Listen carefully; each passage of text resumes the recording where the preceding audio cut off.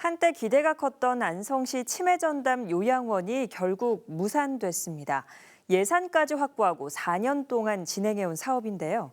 안성시는 치매 환자가 요양원을 이용하기보다는 집에서 관리를 받는 재가형 서비스에 참여하는 경우가 늘었기 때문이라고 설명하고 있습니다. 시의회에서는 방만한 사업 계획에 문제가 있었다며 질타가 이어졌습니다. 백창현 기자가 보도합니다. 28일 안성시 삼중면 내강리의 한 동산입니다. 원래 계획대로라면 지금쯤엔 이곳에는 시립 요양원이 생겨야 했는데 건물은 물론 도로조차 제대로 만들어져 있지 않습니다.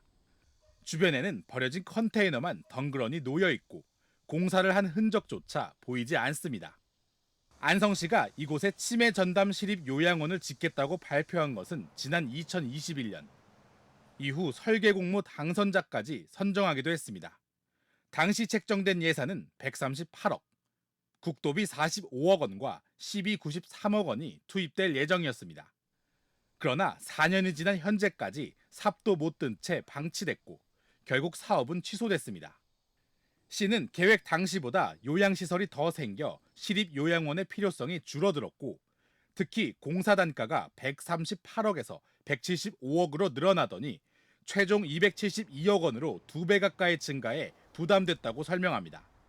또 치매 요양의 국가 정책이 요양원보다는 재가형으로 변화하고 있다는 점도 사업 포기의 이유라고 밝혔습니다. 시설이 많이 그 당시보다 22개가 늘어났고 그러니까 공사 단가가 상당히 이제 그 인상이 돼서 이제 과도한 재정 부담이 있는 부분도 있었고요.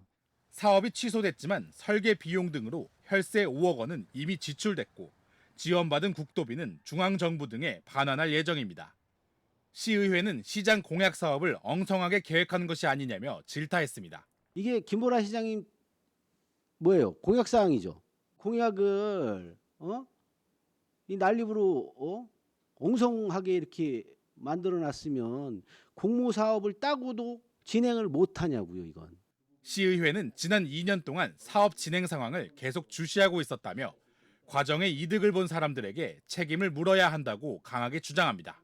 지금 책임 있는 공무원이 책임을 져야 된다고 저는 생각을 하고 있습니다. 그래서 이렇게 쉽게 이렇게 대형 사업이 좌초하는 건 저는 바람직하지 않고요. 철저하게 하여튼 책임 소재를 가려내야 된다고 생각을 합니다. 한편 시는 이번 사업 취소는 외부 요소들이 크게 변화하면서 생긴 일이라며 안성시만의 문제는 아니라고 해명했습니다. BTV 뉴스 백창현입니다.